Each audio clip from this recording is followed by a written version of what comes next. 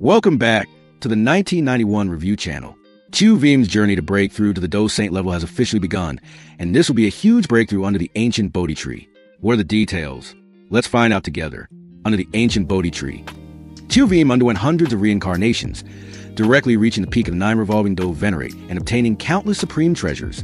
When Qiu Vim and his companions found the ancient Bodhi tree, they were stunned to discover that 5 half-saint powerhouses emerged from within it.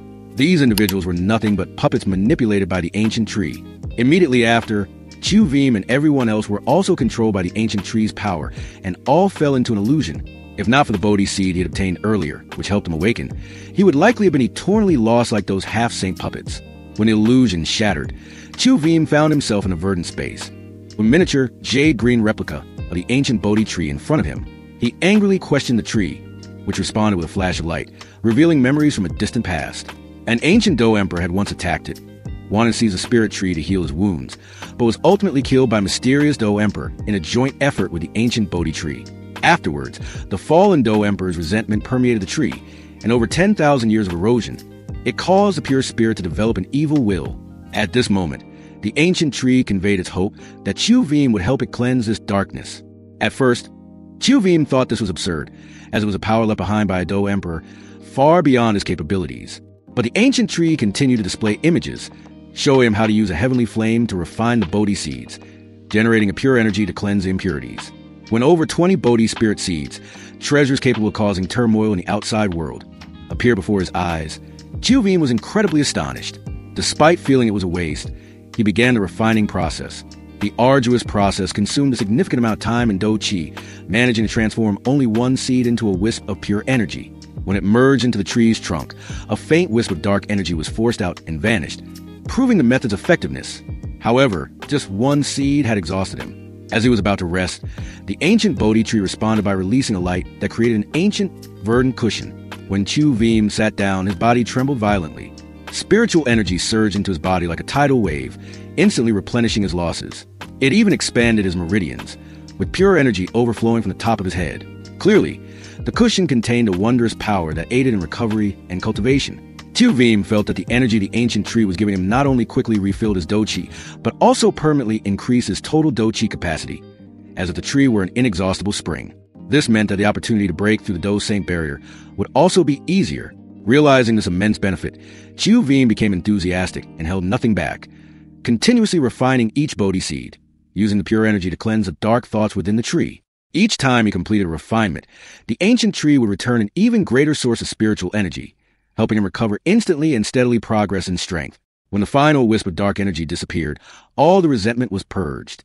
However, due to the prolonged spiritual exhaustion, Qiu Vim fell into a coma. The ancient tree emitted a gentle light, pulling him onto the cushion and into its trunk. His body gradually merged within, like an immovable statue. Right after, the space tore apart, and figures were awkwardly ejected. They were Qiu Vim's companions. Upon waking, they were all shocked, realizing that if not for Qiu Vim cleansing the Dou Emperor's resentment, they would have been forever trapped in the illusion, no different from those half-saint puppets. When all eyes turned to the verdant ancient Bodhi tree, Huani immediately noticed Qiu Vim merging with the tree, and her expression changed drastically. But Ko Tong stopped her in time, reminding her that this was likely a great opportunity. According to ancient texts, the ancient Bodhi tree had 3 treasures: the Bodhi heart, the Bodhi seed, and the most profound, enlightenment under the Bodhi tree. It is said to be an opportunity for a person to experience 100 reincarnations, thereby unlocking potential to join the ranks of the Dou Emperors. Even as a legend, it was enough to make countless powerhouses go crazy. At this moment, Qiu Vim was experiencing that legendary opportunity.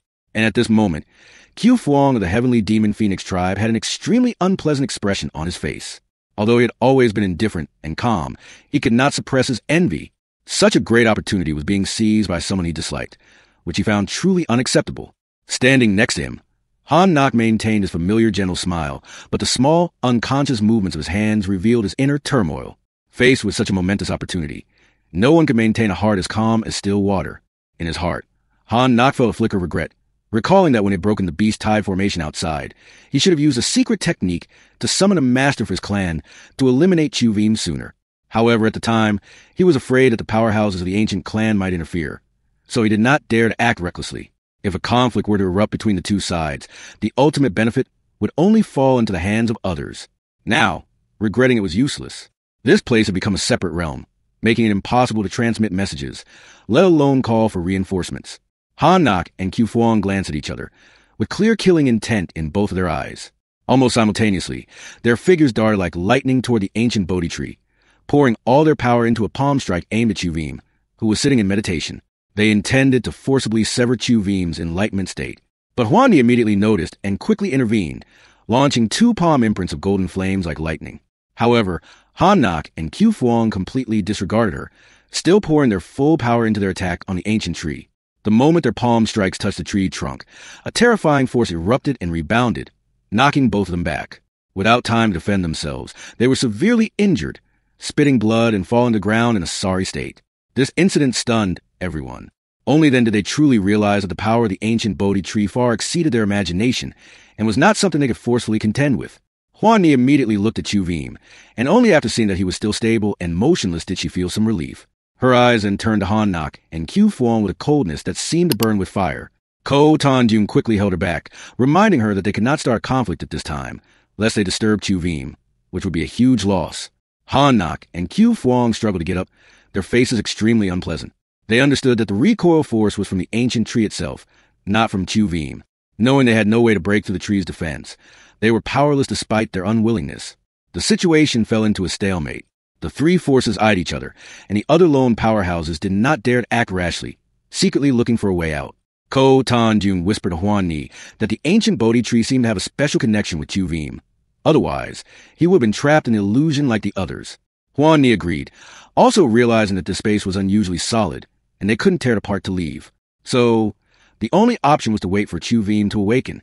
Tai Lon was also resolute, asserting that she would never abandon Chu Vim, but also stressing the need to guard against any tricks from Han Nak's group. Everyone reached a consensus.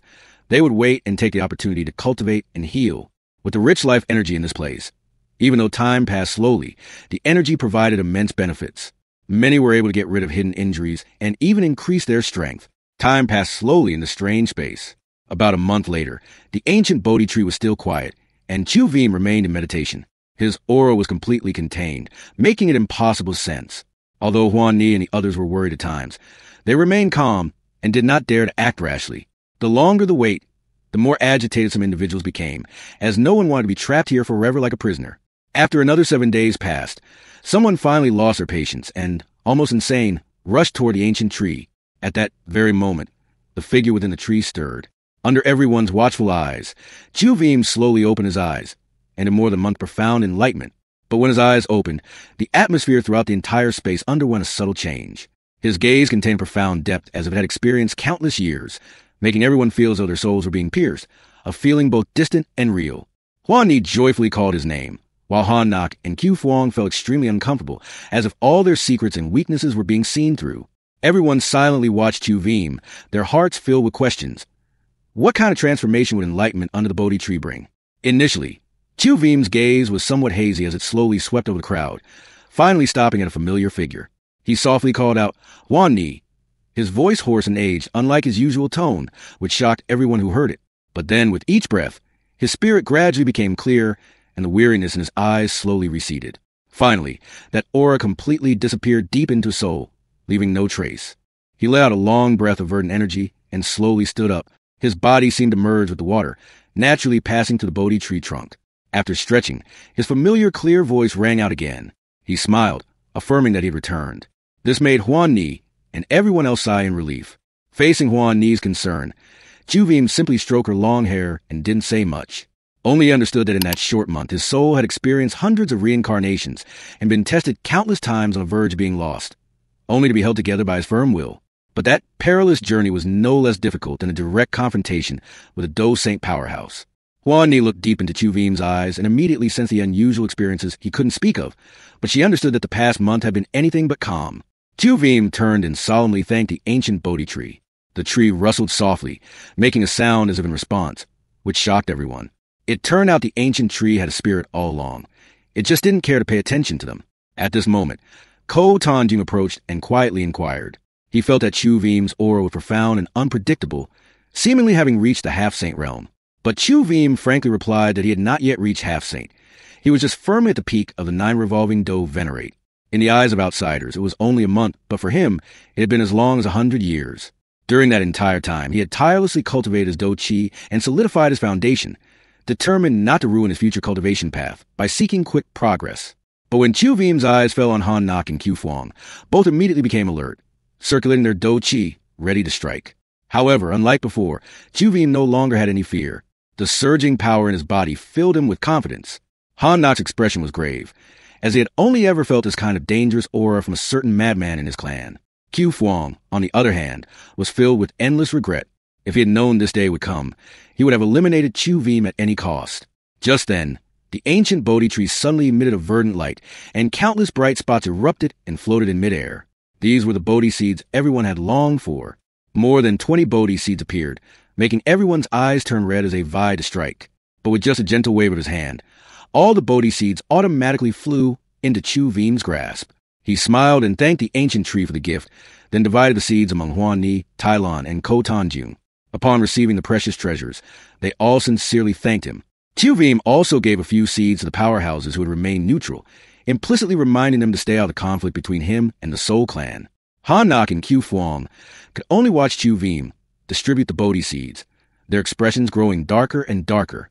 Finally, Qiu Fuang could no longer suppress his anger, and a roar filled with killing intent echoed throughout the space. If you enjoyed this video, please remember to like and subscribe to the 1991 Review channel.